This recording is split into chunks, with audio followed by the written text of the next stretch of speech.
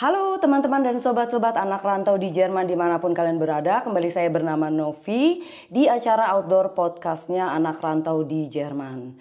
Kali ini kita dapat tamu spesial namanya Pak Ridwan Sartiono. Beliau sudah lama banget nih tinggal di Jerman, udah lebih dari 50 tahun. Dan aku mau tahu ceritanya beliau. Sebelum itu jangan lupa ya subscribe dan follow channel-channel sosial media kita. Yuk langsung aja kita sambut tamu kita kali ini. Halo Pak Ridwan, terima kasih banyak waktunya udah bisa ngobrol-ngobrol dengan tim anak rantau di Jerman. Ya. Apa kabar Pak? Kabar saya baik, Baik? sehat-sehat. Ya. Ya syukur-syukur. Ini Pak, saya kan pengen banget dengar cerita Bapak. Saya juga udah baca bukunya yang Bapak tulis nih tentang judulnya Seorang Perantau di Jerman. Ceritain dong Pak, dulu Bapak dari Indonesia dari mana? Terus gimana ceritanya pertama kali datang ke Jerman? Oke, saya perkenalkan nama saya Ridwan Sartiono.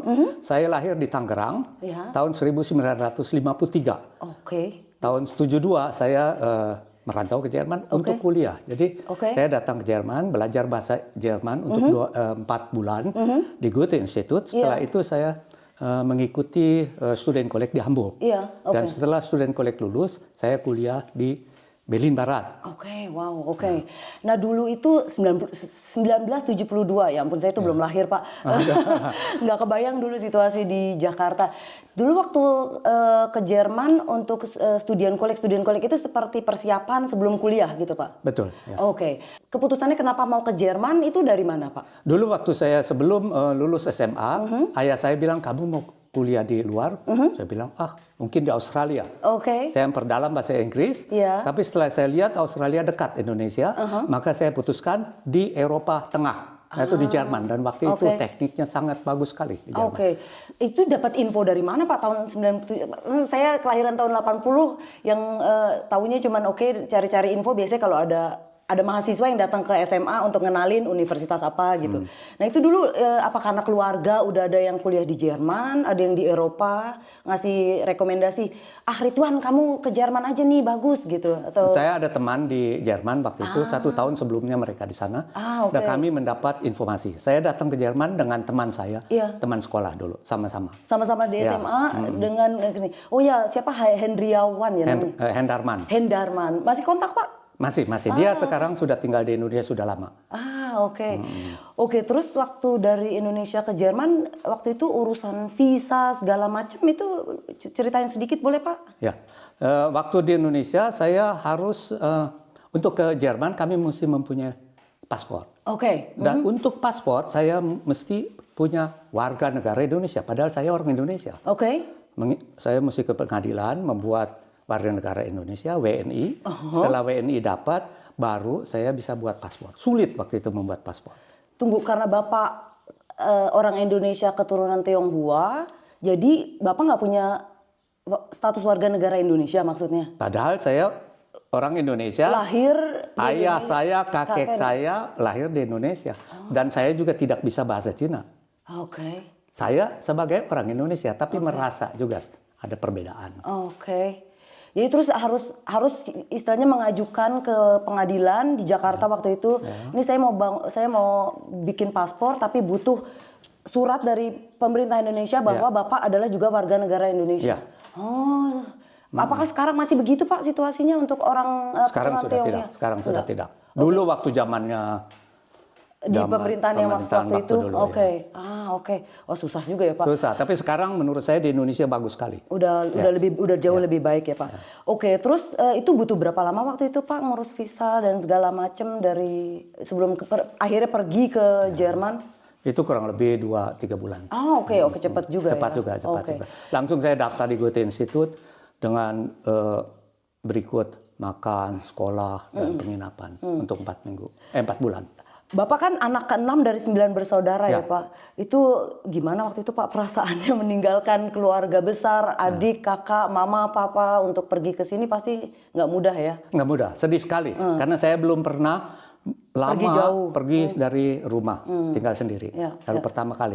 Dan waktu itu tahun 1972 rasanya jauh sekali ke Jerman. Soalnya kita dengan pesawat berhenti-henti 4 jam sekali untuk mengisi bahan bakar. Mengisi bahan bakar ya.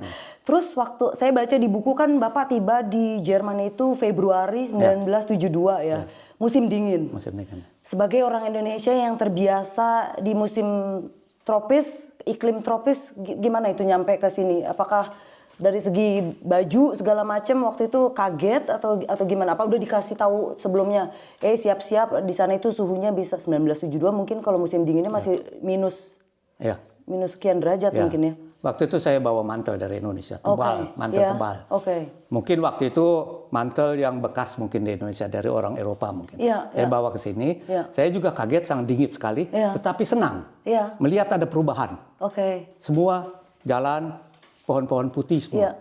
Ke kota mana waktu itu Pak? Waktu itu saya datang pertama ke Hamburg, dari Hamburg dengan kereta ke Arolsen, dekat Kassel. Sekarang namanya Bad Arolsen. Di situ 4 bulan, setelah itu saya pindah ke Hamburg. Untuk yang student collect itu. Ya. Boleh share Pak berbagi cerita suka dukanya dari pengalaman Bapak sebagai waktu itu 19 tahun ya Pak ya ke sini? Ya. Umur 19 tahun ke Jerman pertama kali tanpa orang tua, itu suka dukanya sebagai gimana ya? Udah bisa dibilang mahasiswa belum ya itu kalau sebelum ini masih sebagai murid SMA ke sini sendirian cuman sama si Hendarman ini. Ya suka dukanya kalau biasanya kita di Indonesia itu dimanja. Dari kecil sampai dewasa makan sudah disediakan. Apalagi lelaki tidak pernah masak, tidak pernah belanja. Itu yang sulit yang awal-awal. Dan itu awal-awalnya. Tapi lama-lama sudah kebiasaan. Jadi sekarang saya sudah biasa. Jadi kalau ke Indonesia itu ada yang nolong, bantu-bantu, ribet untuk saya. Karena biasa melakukan sendiri. Dan sampai sekarang jadi saya senang masak. Suka masak. Terus waktu selama di sini itu pernah ada kayak rasa kangen gitu. Nggak betah nih di Jerman, pengen pulang gitu. Ini keputusan salah nih harus mau pulang. Atau waktu itu Bapak udah, saya keputusan ini saya ambil, saya mau sampai selesai gitu. Dulu waktu saya masih mahasiswa, kadang-kadang sedih gitu ya. Apalagi kalau misalnya keuangan itu agak kurang, jadi saya mesti kerja. Itu kadang-kadang sedih juga. Atau ada kesulitan. Soalnya kesulitan yang kami alami di sini selalu dibandingkan dengan kesenangan waktu di Indonesia. Tapi lama-lama itu sudah biasa. Saya juga baca di buku yang Bapak tulis, salah satu pengalaman pahit ceritanya waktu di Berlin, waktu Bapak jadi mahasiswa harus kerja jadi tukang kuli. Karena Bapak kan di Indonesia, saya datang dari keluarga yang golongan menengah mampu di sini, tapi karena di Jerman harus bekerja. Boleh diceritain Pak waktu itu pengalamannya gimana? Iya boleh. Yang pertama misalnya waktu 2 tahun pertama saya dapat uang dari orang tua saya untuk hidup di Jerman. Dan setelah itu saya kerja kalau sedang liburan semester.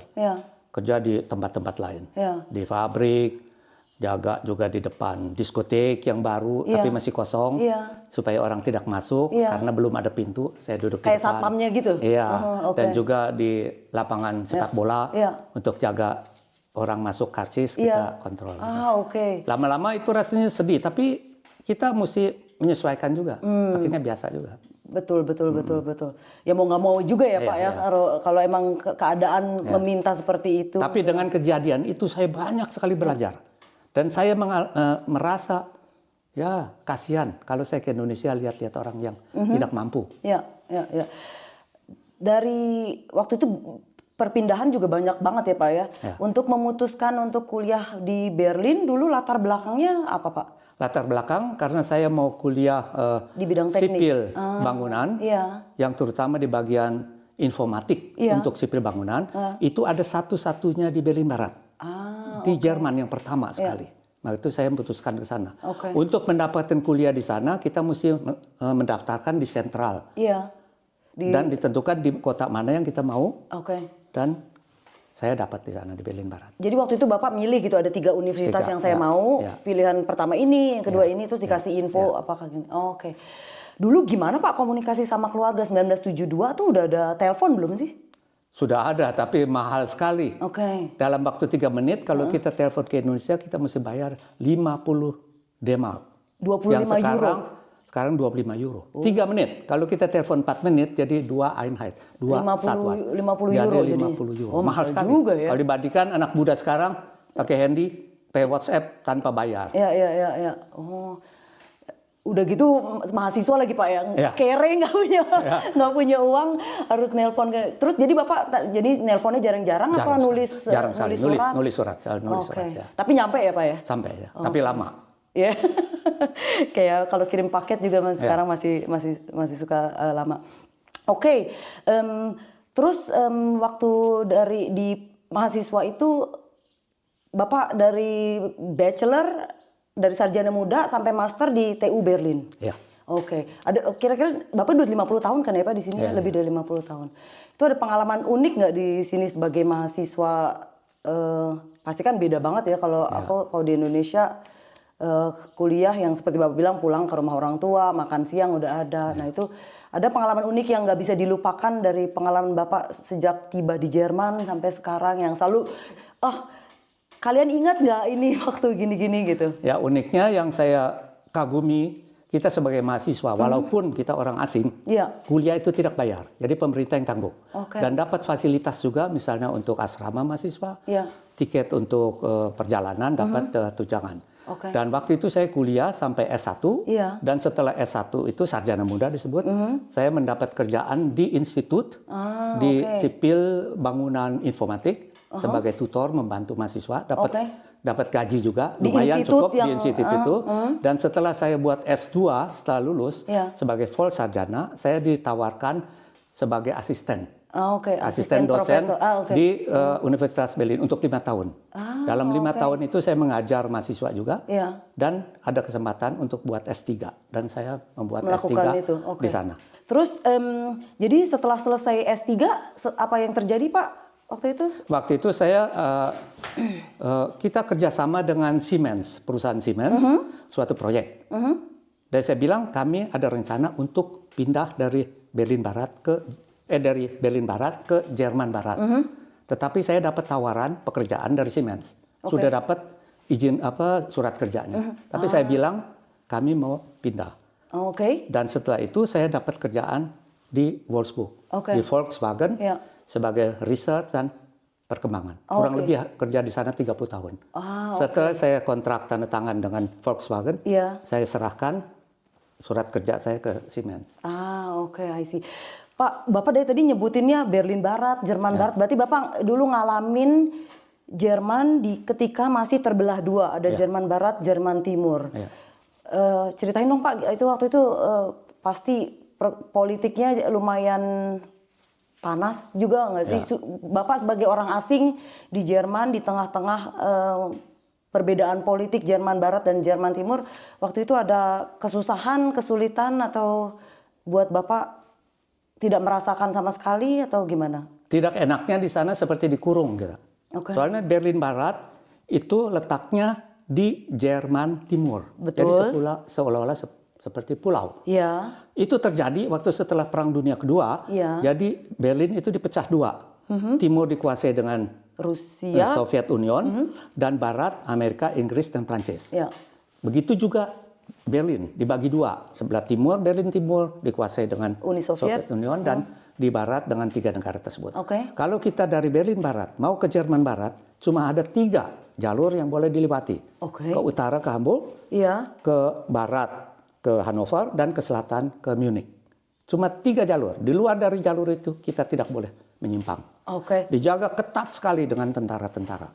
Di salah satu buku aku baca ketika Bapak sudah berkeluarga kan masih tinggal di Berlin dan sempat nyasar waktu nyetir, terus sampai diinterogasi sama polisi Jerman Timur, kalau ngapain kamu kok lama sekali di sini, terus Bapak bilangnya alasannya saya harus menyusui anak karena lama sekali. Itu gimana, ketakutan nggak sih Pak? Waktu aku ngebayanginnya kalau situasi politik seperti itu pasti bikin orang deg-degan selalu. Iya. Takut juga ya. Takut tidak boleh keluar dari jalur yang sudah ditentukan. Terus Bapak juga pernah cerita waktu di bandara di Uni Soviet waktu itu di Rusia kalau nggak salah, paspor sampai harus ditahan kalau selama menunggu pesawat selanjutnya. Ada-ada aja ya Pak? Ada ya. Untungnya sekarang udah nggak begitu ya Pak ya. Kita udah hidup di istilahnya negara yang bebas, semua bisa berpendapat dengan terbuka. Bagusnya di sini kita hidup bisa bebas, terbuka, buka suara. demokrasi. Selama kita tidak merusak orang lain. Ya. Saya lupa mau nanya. Tadi kan Bapak memutuskan untuk merubah kewarganegaraan ya. Itu umur berapa Pak waktu itu? Sudah selesai kuliah atau? Sudah. Waktu saya sudah kerja di Volkswagen. Itu tahun 1988. Itu untuk menentukan saya mengambil warga negara Jerman sangat lama dan sulit sekali. Beberapa tahun saya lakukan. Saya tetap orang Indonesia, saya mencintai Indonesia, tapi dengan fasilitas karena kami di sini punya keluarga, istri saya orang Jerman, dan punya anak, dan sudah beli rumah, dan juga dengan perusahaan. Saya sering dinas keluar Jerman, harus meminta visa. Dan saya menentukan, untuk menentukan itu sulit sekali, soalnya saya buat matriks yang besar sekali. Positif, negatif, pro, kontra. Akhirnya sama, tidak ada beda. Jadi Indonesia banyak bagus, banyak jeleknya, di Jerman banyak juga bagus, begitu. banyak jeleknya. Tapi saya di sini sudah biasa karena saya banyak teman-teman Jerman. Dan kami tinggal di sini dengan keluarga-keluarga campuran. Ya, sering kumpul-kumpul sama yang berbeda kewarganegaraan, pernikahan campur sampai sekarang. gitu. Sampai sekarang. Cool. Oke Pak, mungkin terakhir Bapak ada pesan-pesan untuk generasi muda buat teman-teman anak rantau di Jerman yang ingin mengikuti jejak seperti Pak Ridwan. Menurut saya kita harus mesti tekun. Apa yang kita lakukan mesti berhasil. Soalnya kalau kita ke Jerman berfoya-foya pulang ke Indonesia tidak ada gunanya kalau tidak berhasil. Maka itu saya pedoman saya harus berhasil. Dan pedoman saya, kalau kamu bisa, saya bisa. Kamu tidak bisa, mungkin saya bisa. Dan dengan kita punya keyakinan sendiri, jadi kita punya kepercayaan sendiri. Yang penting semangat gitu ya Pak ya. Semangat dan jangan mudah menyerah. Dan kita harus toleransi dengan orang yang berbeda semua. Itu semua sama kan, dia agama apa, suku apa sama. Yang penting hatinya baik. Betul. Itu aja satu-satunya. Betul. Saya setuju sekali Pak. Itu pesan yang sangat penting sekali. Toleransi, kata yang sangat penting sekali. Oke teman-teman, terima kasih banyak. Itu dia tadi obrol-obrolan kita dengan Pak Ridwan Sartiono. Beliau sudah lama sekali tinggal di Jerman sejak tahun 1972. Ini harus ditekankan ya, tadi yang diceritain ini obrolan kita adalah merupakan pengalaman pribadinya Pak Ridwan Sartiono. Oke, kalau ada teman-teman yang ingin ada ide-ide, tema-tema yang mau disampaikan, silakan ditulis di komentar. Nanti kita akan coba carikan narasumber-narasumbernya. Oke, sampai ketemu lagi. Sampai jumpa.